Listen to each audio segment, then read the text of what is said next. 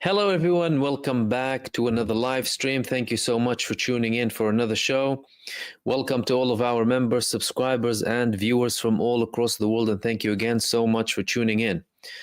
If you're new to my live streams, I usually have a couple of topics to talk about in the beginning. And then I also open the space up for the community for participation and also questions as well. If we have time, I might take some of your comments during the live stream as well. Tonight, I wanted to talk to you about several important developments when it comes to both the activities of the Palestinian resistance in Gaza, the statements coming from senior figures in the Yemeni Ansarullah movement regarding the United States and its actions in the Red Sea. And I also wanted to talk to you about the ceasefire talks and what's happening on the negotiating front when it comes to the ceasefire between the Israeli and the Palestinian side. I'm going to start off with the Palestinian resistance. The Palestinian resistance in Jabalia in particular, I mean all across of Gaza, but Jabalia, why I'm mentioning it is because it's been facing an extremely aggressive genocide campaign for the past 70 days, over 70 days now, with the Israeli implementation of what they call the General's Plan, which is basically an implementation of an ethnic cleansing campaign when it comes to the northern part of Gaza, establishing a new reality where they would expel all of the Palestinian people and potentially have settlements inside of Gaza in the future. Now, I had my take on that previously, and that was due to several reasons. I mentioned before that Israel, of course, doesn't really have a long-term strategy based on their actions in Gaza. They would like to portray it as something different, but they really do not have a strategy because they have been repeating the same recipe, the same formula that has failed time after time. And that proves that these people are insane. They're insane psychopaths. Nothing has worked previously when it comes to the destruction and the killing of civilians to be used as leverage against the Palestinian resistance. They are repeating the same formula, albeit with a much higher level of devastation and disaster when it comes to Gaza, thinking that they could let the Palestinian resistance submit to their will and potentially take more positions from the Palestinian resistance when it comes to the negotiations. Because many things that happen on the front during the war are directly linked with the ceasefire talks.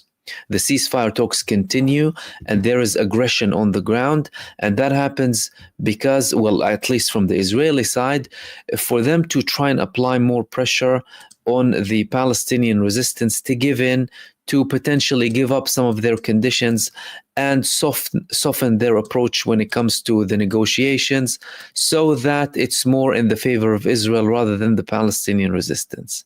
But again, time after time, it failed. It did not work. And that is the definition of insanity. That's what Israel has been doing. Another reason Benjamin Netanyahu could have been doing this, especially in North Gaza, is to appeal to his ultra-right-wing allies in his government, because these people outright call for settlements inside of Gaza. To them, it's part of Israel. Well, to many of them, part of Israel is Saudi Arabia too. And this is a historical opportunity for them to implement that in Gaza. And some of these figures, the extreme right religious Zionist movement inside of Israel, are saying that this is our one and only opportunity. This is an opportunity that we haven't had for a very long time to have settlements in Gaza, in Lebanon, in Syria, in Jordan, and later on in Saudi Arabia and Sinai as well. However, that's very far from the truth and very far from the reality on the ground. The reality on the ground is the Israelis have been facing the fiercest resistance ever in North Gaza, in Jabalia, and the Palestinian resistance had many surprises for them in the past couple of days. The first significant thing is that Al-Qassam brigades, they had, and I'll tell you all about the attacks, they had attacks on a soldier gathering, wounding and killing many of them in North Gaza. In Jabalia, they targeted a group of Israeli genocide soldiers with a TBG missile. They targeted other gatherings with mortar shellings. They destroyed a tank with a Palestinian-made Shuwath bomb, and they sent an anti-personnel bomb on a group of genocide soldiers too. In An-Nusayrat refugee camp, they targeted a troop carrier that was completely destroyed with the Yasin 105. They destroyed 2 Merkavas, and they had a landmine, a side bomb against an Israeli vehicle. They took down a quadcopter that belongs to Israel, and they forced the genocide troops to withdraw or retreat to outside the Nusayrat area. Israel responded with their typical manner, targeting the civilians as punishment to cover up their failure when it comes to the resistance. This is what Israel always does and has been doing. But the most significant thing is the ambush that the Palestinian resistance had, where in Beit Hanun and Beit Laya, they had 2 ambushes. Beit Laya and Beit Hanun were some of the most northern parts of Gaza, where what Israel calls the general's plan is being implemented, that has faced so much destruction. We've been talking about the destruction level of war crimes committed by these terrorists inside of Gaza. But the more significant thing is the fact that the Al-Qassam brigades not only targeted soldier gatherings, but also released Palestinians who were kidnapped by the genocide soldiers in those areas. Meaning that it's the Palestinian side releasing Palestinian hostages from the genocide soldiers inside of Gaza. This is something very significant. That's a blow. And all of these attacks, by the way, they will not be confirmed by the Israeli side. They only confirmed today that 3 of their soldiers killed, without elaborating too much, in Gaza because of one of the ambushes that happened a few days ago. But all of these that happened today, they're not talking about this. Nothing is happening inside of Gaza, and they're only showing the level of destruction.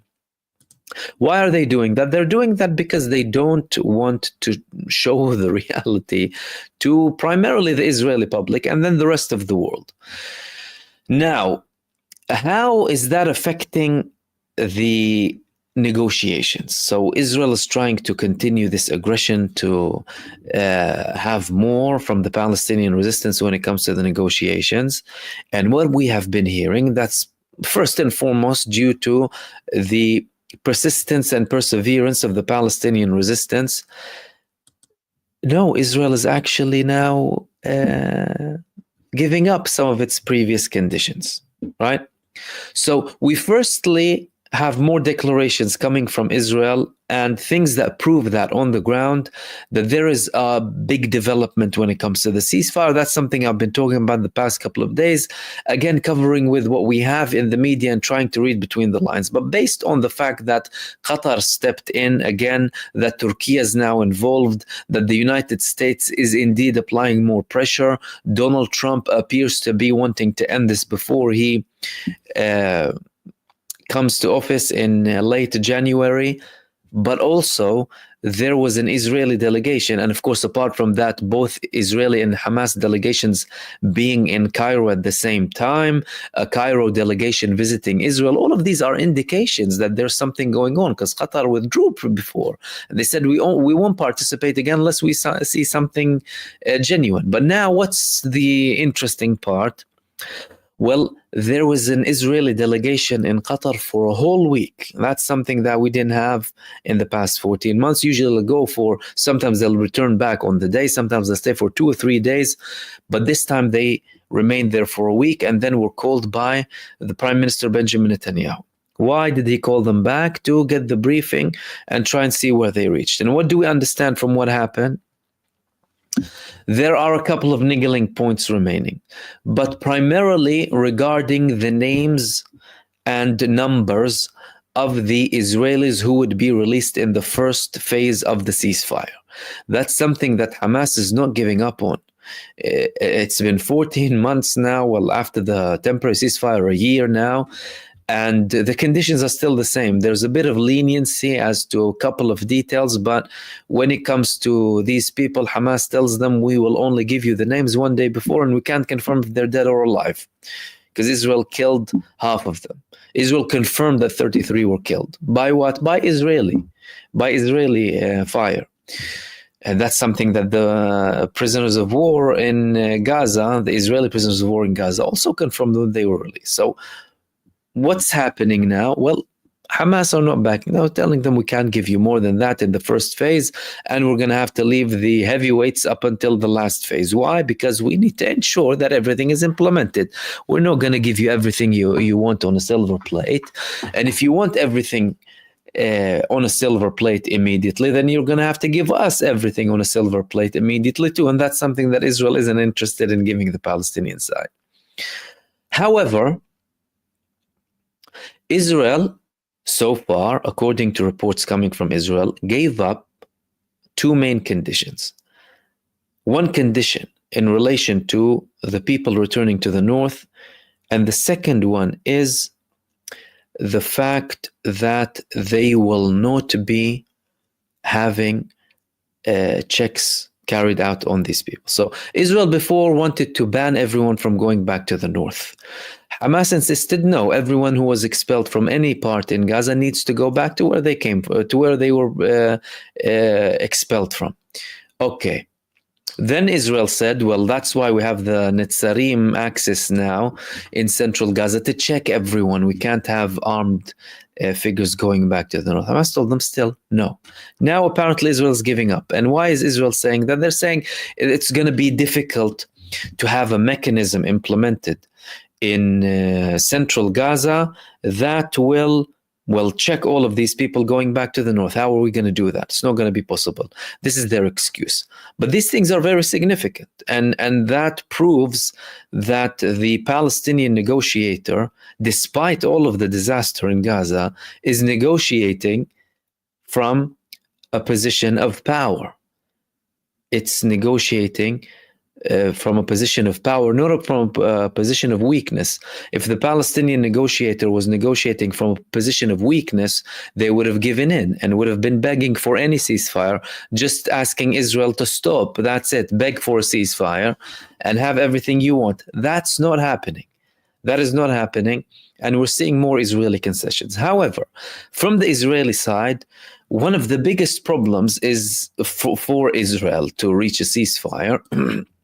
Apart from the fact that Benjamin Netanyahu needs to secure his future, and there are certain indications that he has secured his future by now, after he reaches a ceasefire with Gaza, if he does, because he implemented it in Lebanon, his radical allies remained with him, and from his perspective, he's telling them, well, look, you accepted it in Lebanon, now accept it again in Gaza. There is no problem. Even someone like Itamar Ben-Gvir said, I objected the ceasefire in Lebanon, but I'm not going to leave the government because, I need to remain there to apply pressure. This is his excuse. So what's preventing them from having it in Gaza? Because these people, at the end of the day, they are greedy. They want, positions, and they want money. Smotrich is the finance minister, and Ben-Gvir had a top job that he could never have had in his dreams. This man is a convicted terrorist inside of Israel, who is now the national security minister, right? Minister of National Security. And also Smotrich has a position of a minister in the Ministry of Defense, right? Many ministers without a file even in Netanyahu's government, total corruption. But Netanyahu probably secured the day after, but the thing that Netanyahu doesn't want and Israel does not want is the fact that people will say, well, Israel gave up, Hamas defeated them, or it's not in their favor, or after all of these people who were killed, all of a sudden you want to reach ceasefire. Where have we reached? They don't want that, and that's why Netanyahu is leaning more towards a phase-based ceasefire rather than an all-out ceasefire, because that would look like a bigger blow. Although many people in the military and political establishment, and many, primarily families of the prisoners of war in Gaza, are asking for all in exchange for all. A ceasefire with all in exchange for all Palestinian prisoners, all just over 10,000, in exchange for all of the Israelis. Why? Because, the recent events, from the beginning up until now, shows the Israelis that the longer our people stay in Gaza, the more likely that they're going to be killed, and killed by our government. The families of the Israelis held in Gaza, they only blame Netanyahu and their government and their military, everyone in charge, that they are killing their people. But primarily Benjamin Netanyahu. They're killing the prisoners of war inside of Gaza because Netanyahu persists to prolong this for his own career purposes.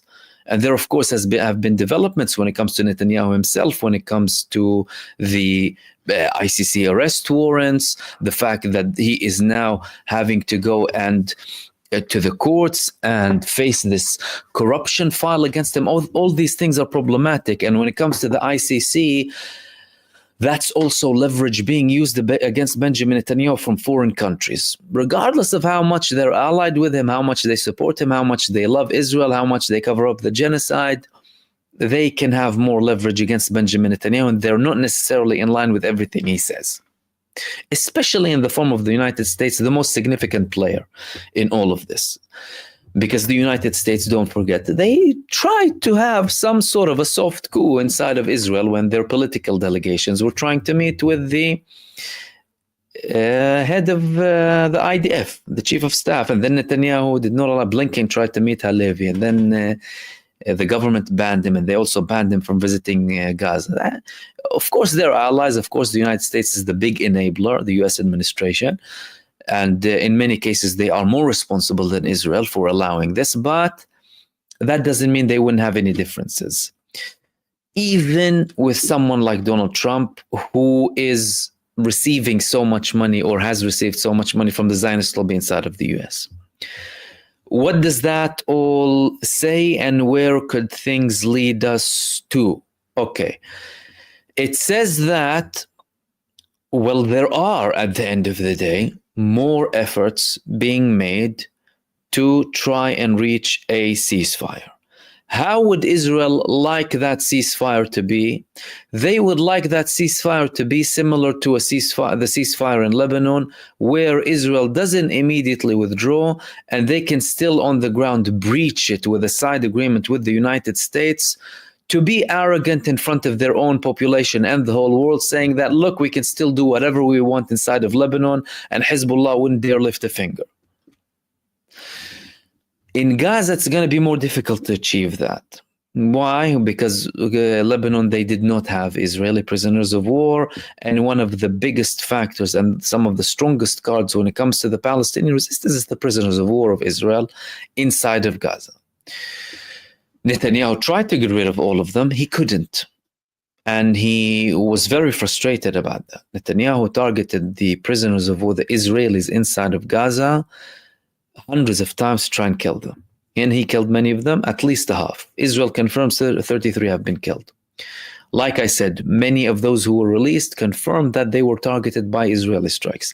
Yet, Netanyahu is still now trying to have a deal with Gaza that will somewhat show him as the victor, as the person who did not really give in to the demands of Hamas, and he will try and sell it with anything.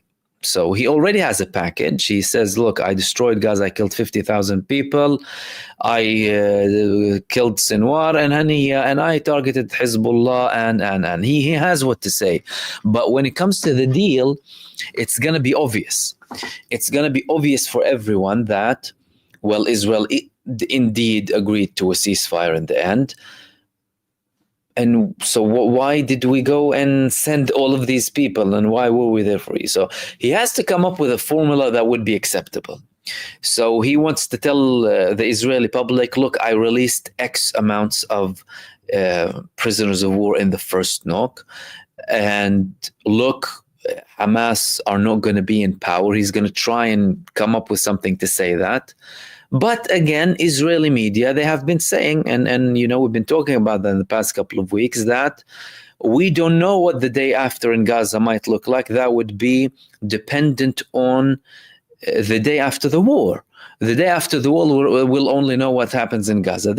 They're already setting the ground in the Israeli public mind that Hamas will be there. That no, we will not destroy Hamas, because let's not forget, Netanyahu's first aim was to eliminate the Hamas. Let us not forget that. And again, you know, based on the failure slash winning when it comes to a war, tell me what your objectives are, and I'll tell you if you won or lost. And Israel already lost. They're doing a lot to try and counter that with the destruction, with the genocide, with the misery, with everything that they're doing. But that's not going to change the reality. The reality is Israel has been defeated. But now they are trying to get themselves out of this without looking like they have been defeated. And Netanyahu is trying to max out with all of the details before he commits to a ceasefire. However, there are developments on that front. That's the first thing that I wanted to share with you. Second thing I wanted to share with you is Ansarullah in Yemen. These people targeted Israel, targeted the Genostate again today with another hypersonic missile on occupied Jaffa, and they said it landed on its target. Israel is warning them, and they said, we will be targeting their figures, we will take down the leadership, we will do this, we will do that. And these people are not stopping. But now there's a slight escalation in tone coming from Ansarullah themselves. Okay, what is it? Muhammad al-Houthi, who's one of the senior figures in the movement, is saying, we warn the United States and their aircraft carrier, the USS Harry S. Truman. Its presence in the Red Sea is a declaration of war. It's a threat to Yemeni national security. USS Harry S. Truman should be guarding US coasts and not engage in reckless adventures in the Red Sea. Logical. It makes a lot of sense. But what does he mean by a declaration of war? Was it not a declaration of war before? I'll tell you what that could mean. That could mean that Ansarullah, well, they have had phases in their escalation. They've had phase 1, they had phase 2, phase 3, phase 4, and phase 5. And their beginning of action to this day is dependent on the genocide in Gaza. So every time they have a military statement, they will say, in support and in solidarity of the Palestinian people in Gaza facing a genocide, we carried out this operation, and then they will finish by our operations will continue up until the genocide stops and the siege is lifted. They're still there, but they've had phases. They've had phase 1, limited actions in the Red Sea. Phase 2, more actions in the Red Sea. Phase 3, additional areas. Phase 4, even more areas and more weapons. Phase 5, an escalation with the type of weapons and areas and consistency when it comes to targeting. Are they going to introduce a phase 6 now? That's the question. Because from their perspective, if they're saying the United States is declaring war, that's different than the United States is supporting Israel in the Red Sea and just attacking our forces. And again, the argument is USS Harry S. Truman, go guard US coasts. But the United States wants to sell the impression that we can be present everywhere on Earth and no one has the right to say anything. They will complain about Chinese fighter jets flying over their aircraft carriers in the South China Sea. It's as if, imagine a Russian or a Chinese fighter jets flying over next to the coast of California or Florida or something. And then, and then they'll tell the Americans, oh, it's the freedom of movement. We need freedom of movement. But again, the United States managed through its continued propaganda of its militaristic oligarchy to portray it in the heads of people and the minds of people that, no, this is normal. We can do that, and we can commit mass state-sponsored terror and commit war crimes and support war criminals and coups and destroy democracies. But anyone who opposes us is a terrorist. He does not have that right. And that's what they always try and do with the Palestinian case. Oh, we can target them, but they don't have a right to take action against us. They don't want you to sympathize with Palestine altogether, but sympathize with the Palestinians having the right to resist. from their perspective, that's like out of order. But again, that's collapsing. So I posted, gave you an article the other day about a poll. 2/3 of young American Jews, they blatantly supported the Palestinian armed resistance. This is a significant shift. I mean, even with communities who have been well known to be profoundly Zionist, such as the evangelical community inside of the United States, massive changes, not just from the younger generations, but from the older generations. Yet the United States still trying to continue and legitimize its presence. But things are changing. I mean, even Trump himself is saying, we don't want wars. I want to prevent World War III. We'll see how lucky he's going to be with that. And I'm going to end the war in the Middle East. We'll see how truthful he would be with that. He still has militant approaches when it comes to the Palestinian side, very pro-Israel. And he's also warning Iran. These things are concerning. Now, there are mixed opinions when it comes to Donald Trump and what he's doing with Benjamin Netanyahu. So the first one is Donald Trump.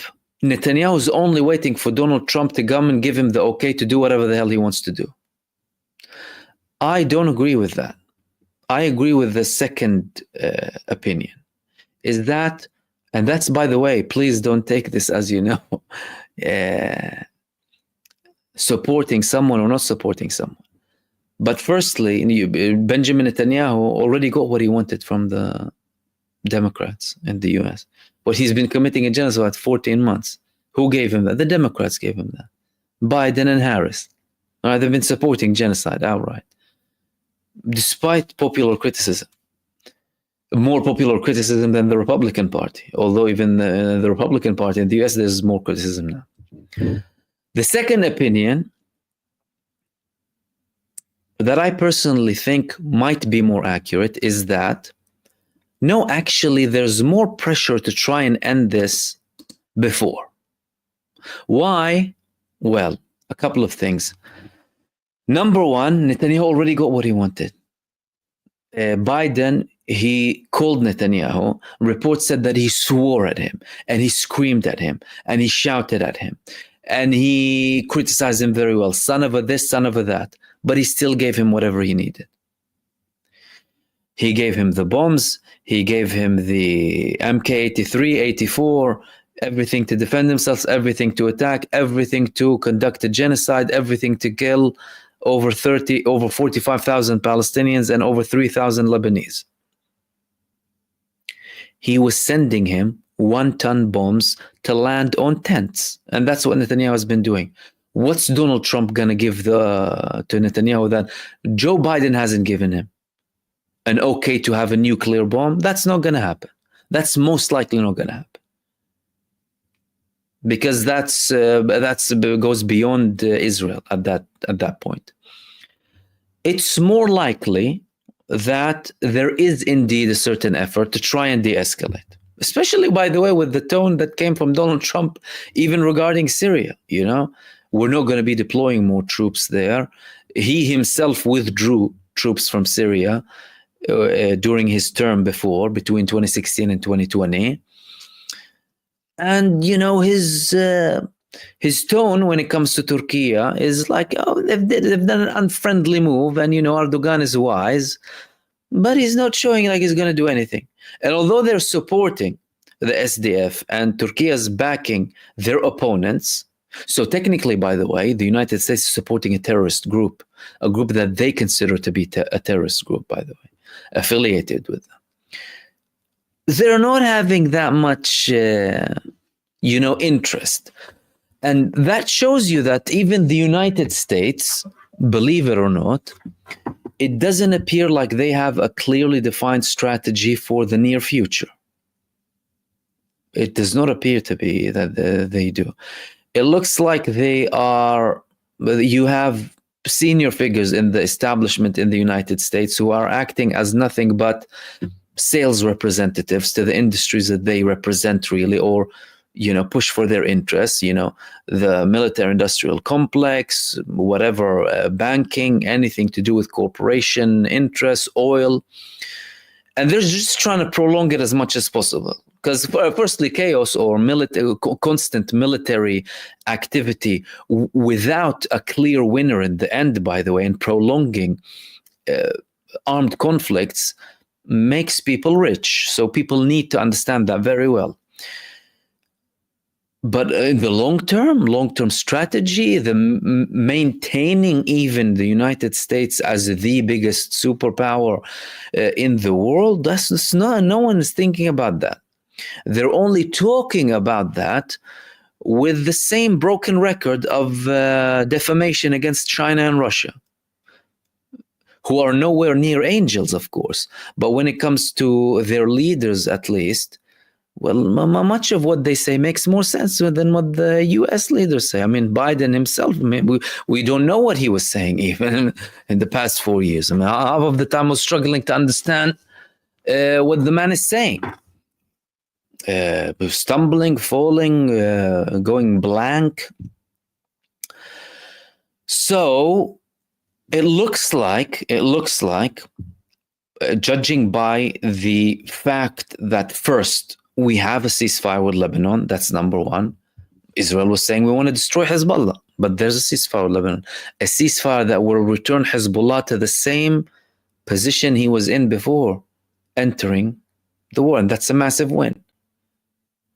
By remaining there, by having 1701 as a resolution, instead of a new resolution, the only difference that now Israel has in Lebanon is they can still attack based on the side agreement that they have from the United States. However, Hezbollah is not interested in re-engaging with that. And judging by how quickly things are moving when it comes to the ceasefire, it looks like some of the prerequisites for a ceasefire with Lebanon were to have a ceasefire with Gaza within 2 months. Because we're not in the 2 months. The 2 months haven't ended yet. So if we do reach a ceasefire in the next 2 months, that means in the next month, because it's been almost a month since the ceasefire in Lebanon, or just less, that means then, oh no, Hezbollah actually had that as a demand. And Iran is sitting there behind. Iran is sitting in the back and looking at the situation with a pending response. A pending True Promise 3. Will Israel go down the path of behaving and stopping to commit genocide and war crimes and killing children, like the Iranian president said, Pezeshkian, to receive a slightly more moderate blow? Or will they escalate, Israel, will they escalate and receive a full fat response in the form of True Promise 3? Because Iran, from their side, they would have to respond against Israel. Iran doesn't have an option. If they don't respond, they've set a precedent. And it's all about deterrence, and it's all about setting precedents. Now, if Iran does not respond, and again, they're entitled to give up their response if they want to, if they see that certain political objectives have been met, right? They can do that. If they don't, though, if they do not respond, they will tell Israel, no problem, you can attack us again and we won't respond. And that's problematic. That's problematic from an Iranian national security perspective. That puts them in more harm. They can rely on the fact that they have developed a better air defense system, for example, and they, took down the majority of the projectiles in the Israeli attack on them, but that's not necessarily going to be enough. And these were the main things that I wanted to share with you. So interesting developments happening. And of course, we will be constantly covering them in the next couple of days. And I'll open the space up now for the community. Thank you so much, everyone, for tuning in for another show, another live stream. And Merry Christmas for everyone celebrating tomorrow. I hope you enjoy your time with your loved ones. Bun's dad, Bob Marston, Glenn Huxley, And Angela Brody, thank you so much for your supers, much appreciated. I had a couple of questions actually in the beginning. I'm going to try and see if they're still there.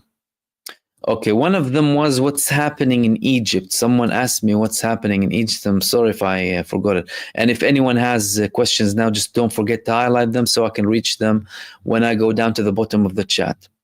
But one of you in the beginning asked me what's happening with Egypt. I'll explain to you briefly what's happening with Egypt.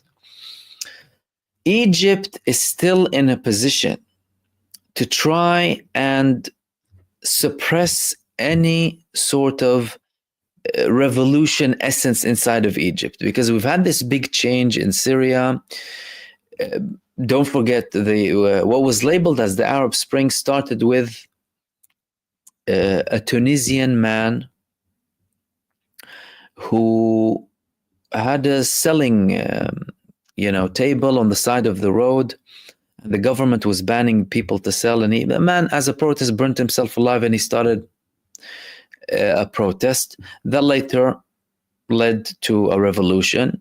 It sparked revolutions or protests in other countries too, including Egypt, and then the regime went down. There was democracy, coup ended, brutal coup with people massacred, approximately 1,400 people in the Rab'a massacre at the time and in other locations. But Sisi remained there. He's seeing what's happening. So far, Egypt is trying to position itself as a side that is looking to solve everything diplomatically. Although they've had exchanges with Israel, they've had violent exchanges on the borders with Gaza. And they've taken certain positions that were not to the liking of Israel. Israel, they warned Egypt before. They issued warnings and even threats. Like Smotrich said, Egypt bears responsibility the 7th of October. Senior figures in the Israeli military intelligence directorate said Egypt is having a massive tunnel system in Sinai to prepare to attack us. And they broke every line of the peace treaty we have with them, and that's Egypt under Sisi. So they're worried. But from an Egyptian perspective, their tone never really rose to a level of, threats against Israel or anything of the sort. But seeing as we have a big change inside of Syria, all of a sudden it reminded people in Egypt that, okay, we still have oppression, we still have 60,000 political prisoners, many of them were tortured to death in prison or killed in prison, and Lord knows we don't have democracy. The economic situation is disastrous and it's constantly getting worse. And even Sisi himself in his latest speech in front of one of the Egyptian meetings he had in Egypt, I don't think it was the D8, he said, I don't have the blood of Egyptians on my hands and I've never stolen anything from anyone.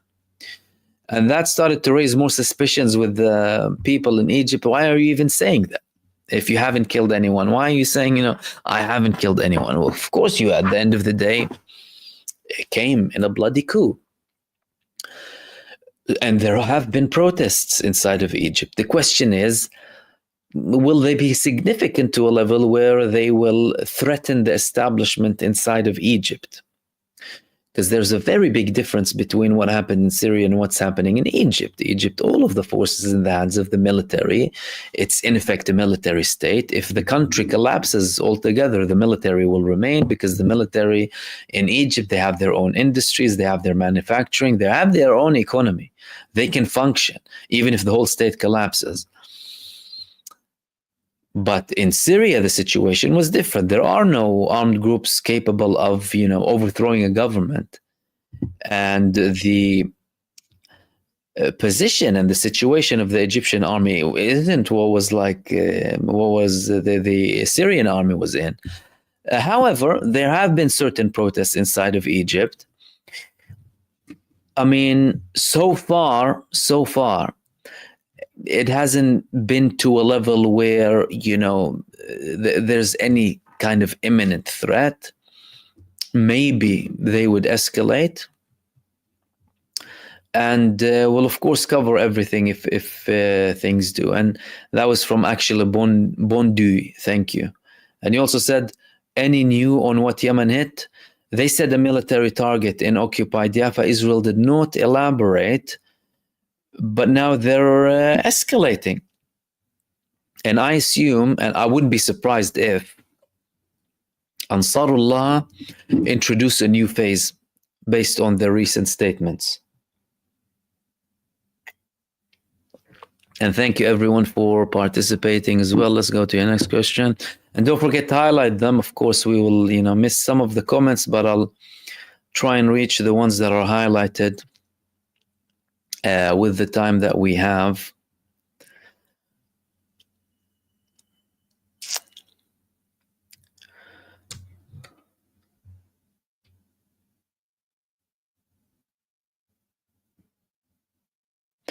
Bob Marston, you said, and thank you again, you said, Mahmoud, from yesterday's show, Turkey threatened to march to Jerusalem in defense of Al-Julani forces, placing Turkey at odds with Israel and the US. Could such action result in Turkey kicking the US out of Incirlik? Listen, many Turks protest against the US presence inside of Turkey. However, it's undeniable that Turkey is a member of the NATO. Turkey is a member of the NATO, but that doesn't mean Turkey is in agreement with the NATO about everything that the NATO does. For example, Turkey did not participate with armed conflicts inside of Afghanistan in the NATO. Turkey, and that was back in 2003, when Erdogan didn't even have that much of a strong grip yet in Turkey, because he was starting to kind of take down the power of the military to prevent any coup, corruption, all of these things. But back in 2003, they did not allow the Bush administration at the time to conduct any attacks on Iraq from Turkish territories. People should not forget these things, because I hear many on the other side of the spectrum saying that Turkey is NATO, NATO's Turkey, Turkey is the US. That's not how it works. It doesn't even work like that with the US and Israel themselves. No, it's way more complicated than that. This oversimplification is unrealistic and simply not true. And that's evident in Syria. In Syria, in effect, we're having the US backing a side and Turkey backing a side. The US is fighting the side Turkey is backing. Turkey is fighting the side the US is backing. What does that mean? They're both at odds in Turkey. Armed conflict. And this is what people need to understand, even when it comes to some of the resistance movement. They were fighting inside of Syria. Let's not forget that. So the situation in Syria highlights this conflict that they have. And Turkey hasn't been in good relations with Israel for a very long time, and things are only escalating between them and Israel. Now, in yesterday's show, what I said was a statement coming from one of the main allies of Erdogan, Devlet Bahçeli, in which he stated, well, before Jerusalem comes Damascus. He gave examples of Omar and Salah ad-Din when they conquered Damascus and then went to Jerusalem. This all shows you that we are going towards a potential confrontation between Turkey and Israel. Now, is there a gap between today and when that day reaches, if that day reaches? Yes, of course. Why? Because there are a lot of diplomatic things that can be done. For example, if Israel is faced with an ultimatum at one point, because don't forget, Syria is still establishing itself. It's still facing the problem in the northeast. Many territories are controlled by the SDF. Israel is expanding in the south using the vacuum. If they open a front with Israel, Israel will destroy them, most likely, and use it as an excuse to take more action in Syria. And they're not in a position at the moment to open a full front war with Israel. But if it reaches a stage where they have a Ministry of Defense, now they're dismantling all of the armed groups. They want to do that with the SDF and the YPG in the northeast. And all of a sudden we have a defense ministry. We don't have armed groups, random armed groups with each with a different ideology. And we have a strategic tie with Turkey. We have a defense pact with Turkey. What is Israel going to do? Israel's faced with Turkey at the end of the day. Can Israel face an army? Can Israel face the Turkish army? Can they? They can't face Hamas in Gaza. Let's be real here. Israel does not wage wars with armies that have power that's close to it even. Them and even the United States, they don't wage wars with countries of similar power. When did they wage a war in Afghanistan against the people with Kalashnikovs and hiding in mountains? Iraq, after they choked it economically and destroyed the army. Israel, on the children, on the infants in Gaza, butchering infants and newborns. Against who?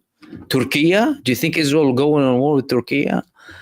Turkey will then use the leverage that it has and force Israel to take certain actions when it comes to Syria.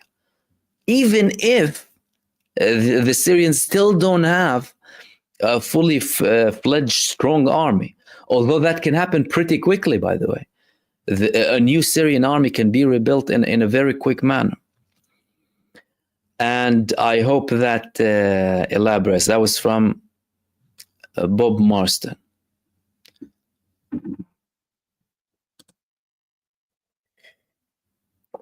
Eduardo Mahmoud will prevent the Zads from re-arresting the Palestinians the very next day.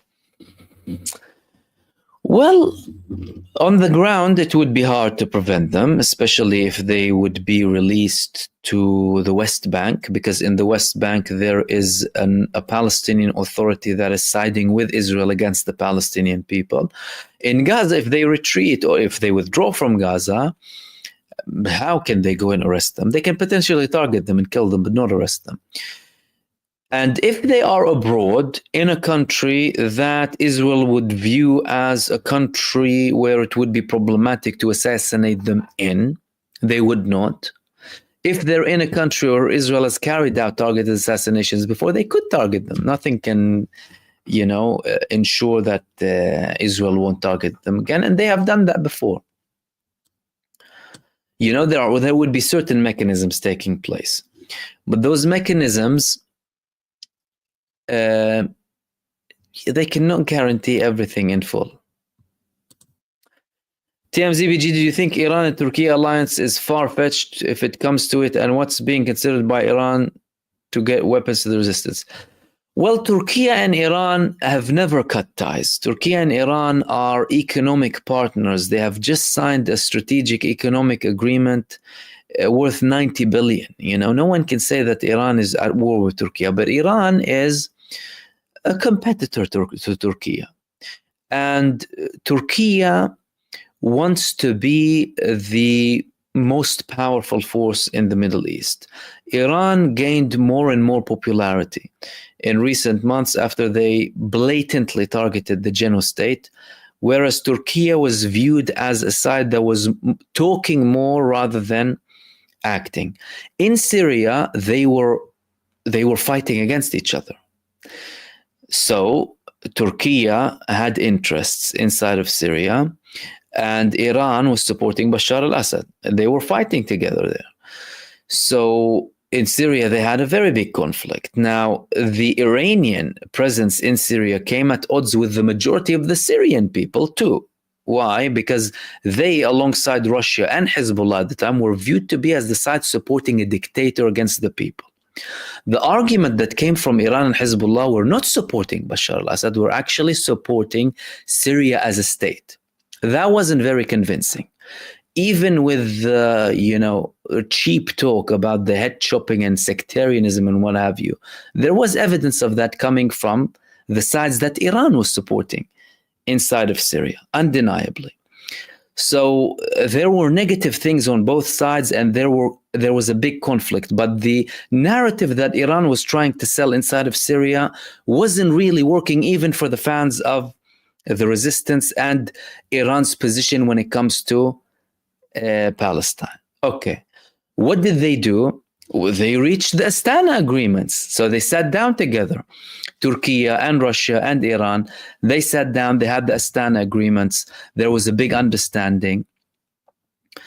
And clearly there was an offer on the table for the previous president, al-Assad, which he did not accept. And now more reports are coming out about his treacherous behavior towards Iran, certain reports that he actually seek assistance from Israel and the United States, certain support coming from the UAE and Saudi Arabia, who condemned the move that came from HTS, the deterrence of aggression. But all of that went now.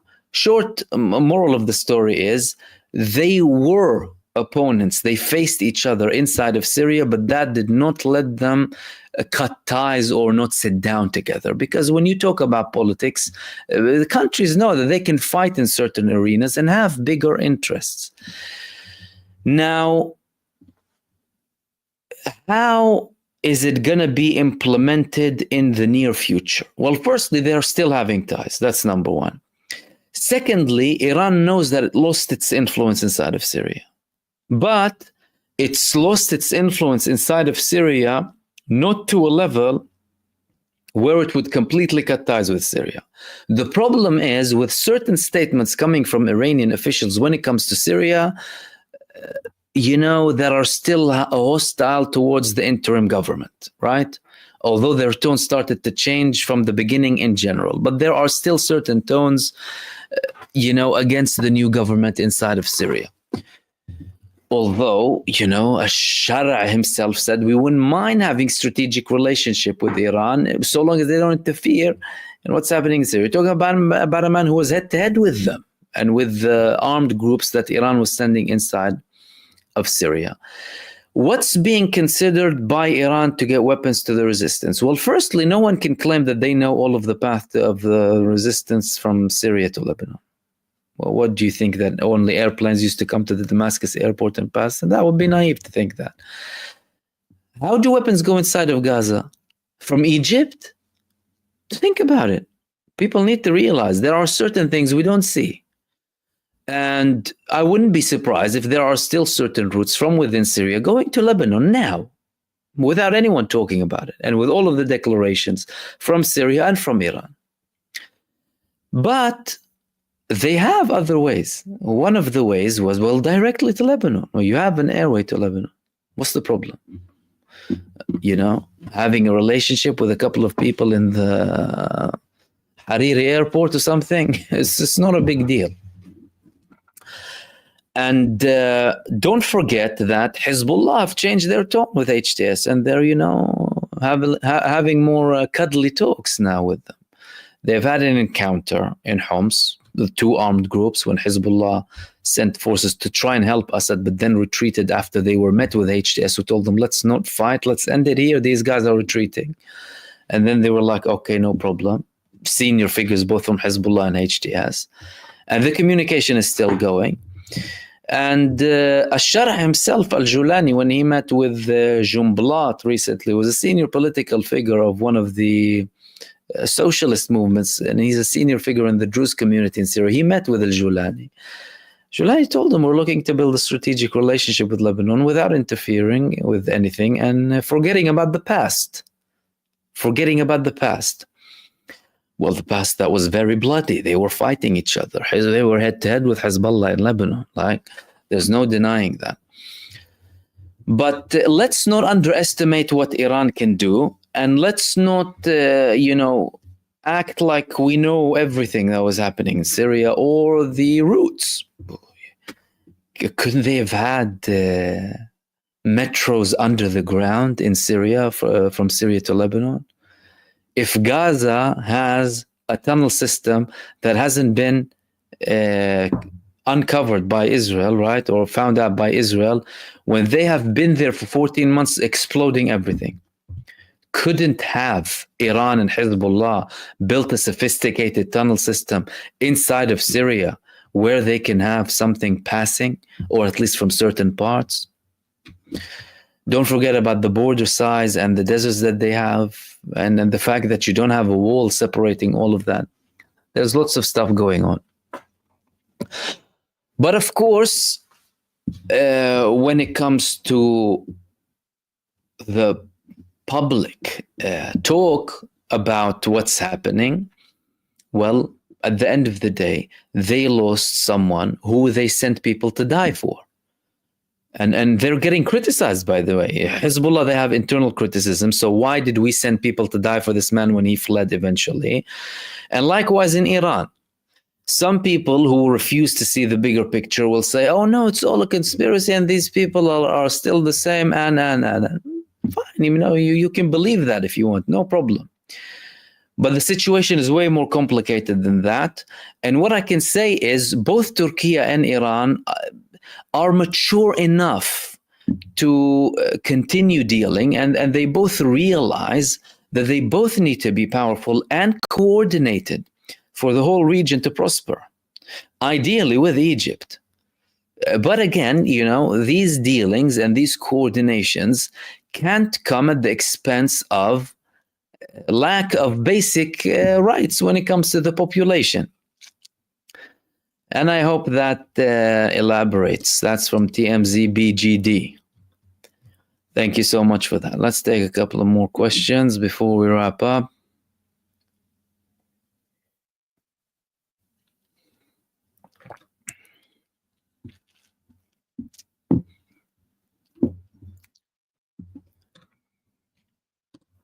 Abnadil is saying, Brother Mahmoud, do you think PFLP fleeing Syria to Lebanon, giving up their arms, were they active against Israel? Will they lose effect the resistance? Listen, the Palestinian armed groups inside of Syria were not that armed even from the time of Bashar al-Assad, especially when there were confrontations between Bashar al-Assad and certain Palestinian factions inside of Syria following the revolution, like Al-Yarmouk, for example.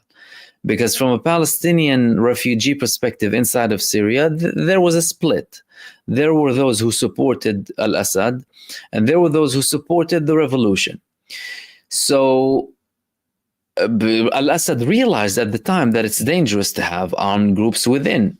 So it was mostly regarding coordination and logistics, the global thing, when it comes to these movements. And when it comes to them giving up their arms, with the new interim government, they were very clear. Everyone needs to give up their arms because they're going to be creating a defense ministry, and that begins with HTS. And HTS was the first group to go forward, alongside with the majority of them. To be fair, yes, we're giving up our arms and we're establishing a defense ministry, because the last thing they want to be viewed as at a state is a state that has no control over armed groups in its territories. That would be the recipe for failure and big problems and excuses for foreign intervention. They don't want that. That's why there's an aggressive campaign in the northeast, backed heavily by Turkey, to shut down this whole SDF thing once and for all. No weapons unless it's with the state. No state of lawlessness. But PFLP, of course, any organization that had any sort of arm would have to come under that.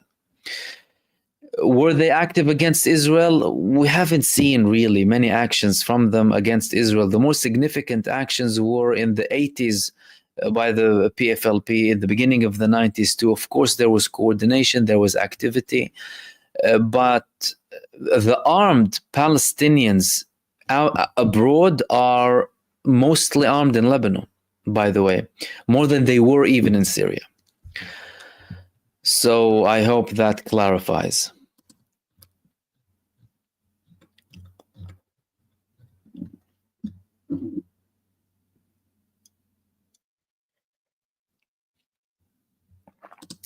Turkish truther, Salam Mahmoud, US sent 2,000 troops to Syria. It's a temporary deployment, and I heard that, and I'm not sure about the figures.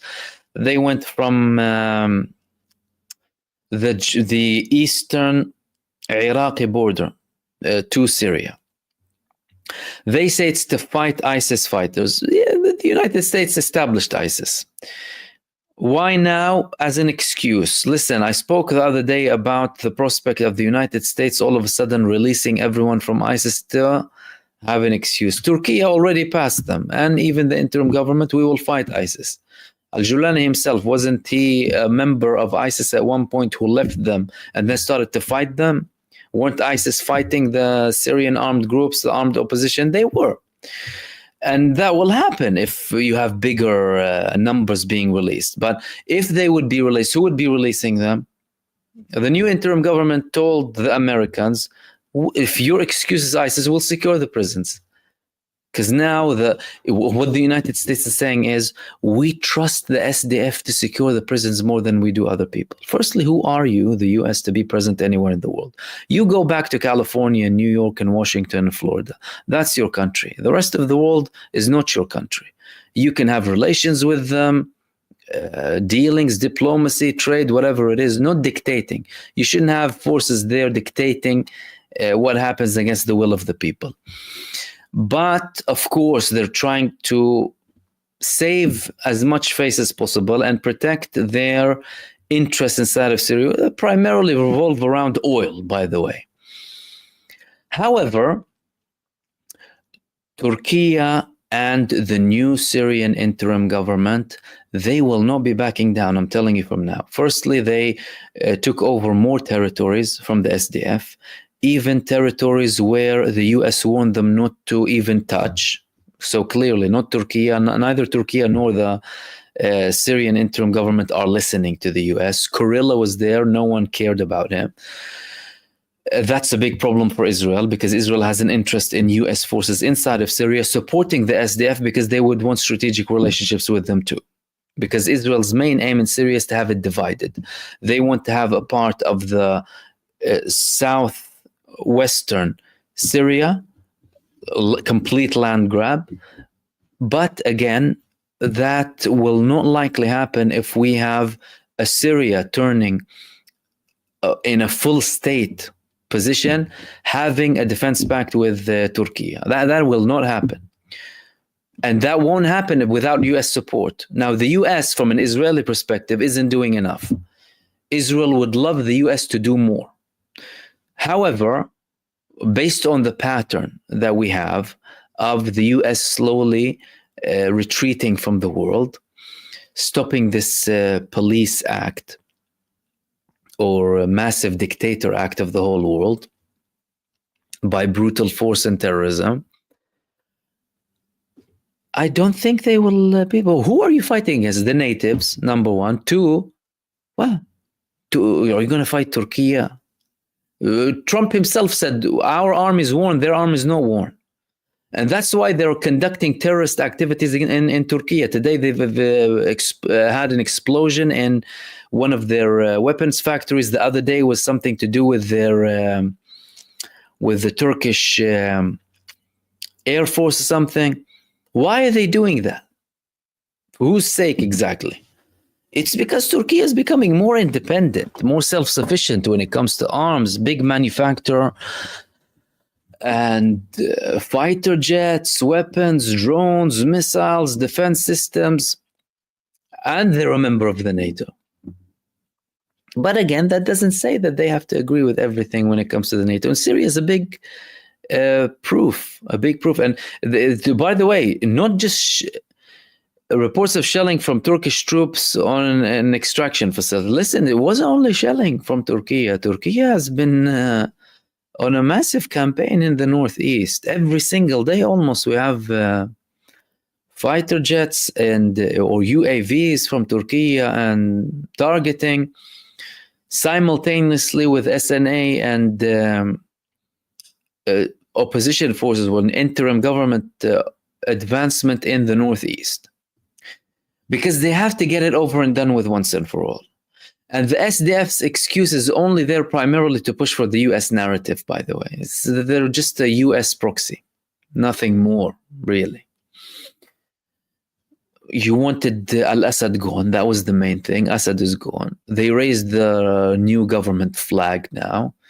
What do you want? Syria with everyone with full rights and what have you? Well, they told you that. They passed documents between each other.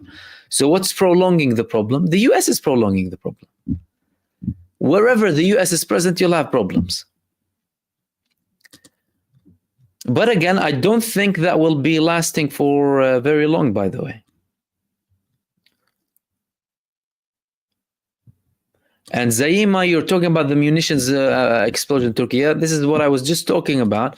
And this is not the first one. There was an attack on one of their other factories just a couple of months ago. And clearly there are global sides not really liking the fact that Turkey is becoming more independent. Don't forget, in the coup attempt in 2016, who did Erdogan blame? A man who's in the US, right? Let's not forget that.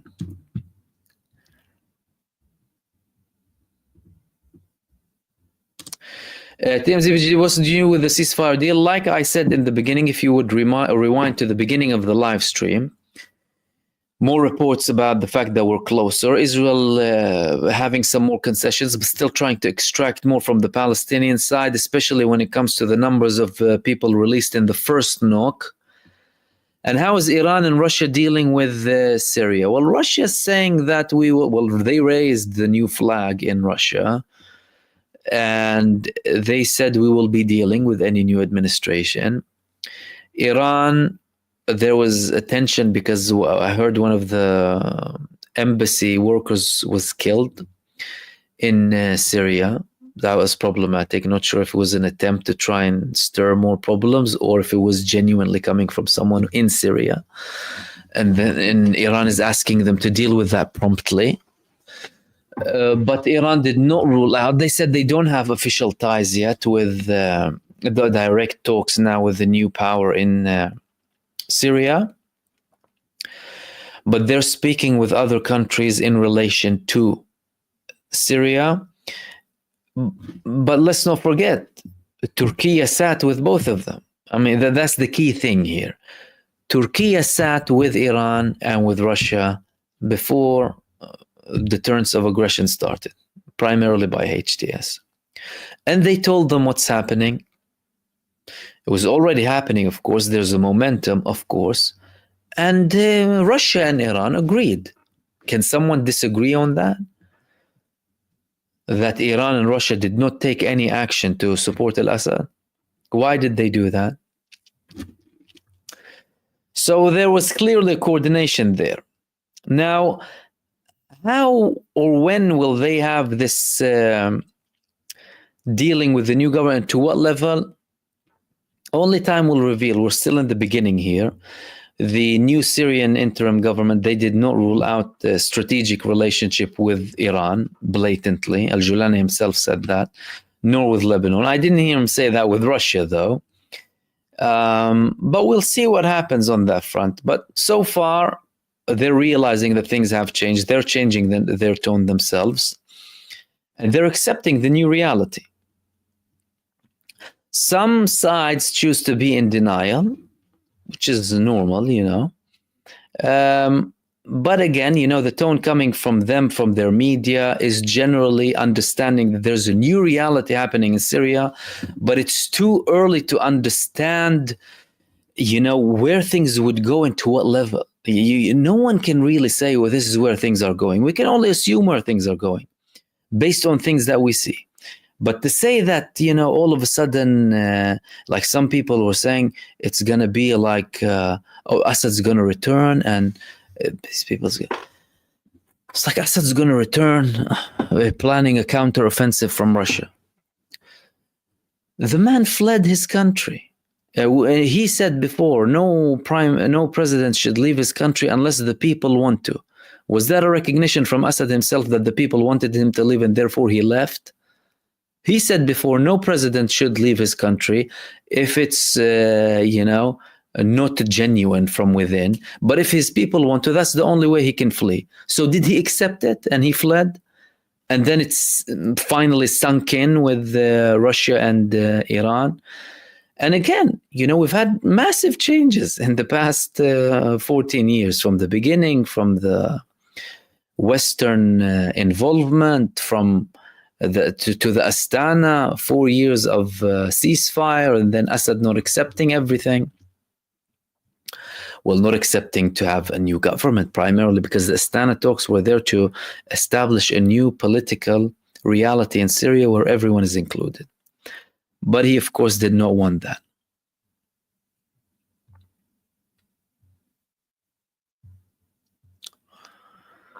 And I'll take the last question here from Zayyim Mahmoud. Do you think the burning of the massive Christmas tree in Syria is a plot to sue divisions? Heard Julan is angered this happened. Well, not only angered, well, there was a group of HTS figures going there and condemning the actual attack and saying they will be taking action against the perpetrators. And I would not be surprised if anyone who committed this committed to sue divisions. Likewise with the assassination of an Iranian figure in the embassy. Don't underestimate how vicious the enemies are of the Syrian people. Although this whole change came with hardly any bloodshed. Come on, let's be frank here. There was hardly any fighting here. And all of this drama and the prophets of doom and gloom online, they don't really represent what's happening on the ground. We've been seeing what's happening in Syria. But of course, that angers some people. And nonetheless, there will be certain people inside of Syria who have problems, undeniably, whether they're supporters of HTS or supporters of other groups. And that could be something as well. However, yeah, they went against that. They condemned it. They will put it back. And we've been hearing more reassurances coming from the interim government. They're trying to be as inclusive as possible. And they're still working very hard to unite the whole of Syria, to build it for the Syrian people. Listen, then the main thing we need to think about when it comes to Syria is the Syrian people. And, hope for what's good for them, seek for what's good for them. And hopefully they can have a state that, represents all of them and treats all of them equally, protects them, gives them the basic things that they need, protection, livelihood, education, and hopefully build a Syria that will be better than ever before. And we'll wrap it up there, guys. Thank you so much for tuning in for another show. Thank you so much for everyone who participated. And of course, sorry I didn't reach all of the comments just for the time limit. Michael McIntyre, Khalid Razak, Bun's dad, Angela Brody, Bob Marston, Glenn Hoxley, and Bun's dad. Again, thank you so much for your supers. And everyone, thank you for your participation. I'll hopefully have a video after this for you. And tomorrow and the next couple of days, it will have hopefully a combination of both videos and live streams too. In the meantime, stay blessed, take care. Enjoy your festive season for anyone who's celebrating, and I will see you soon in the next video. Peace, everyone. Take care.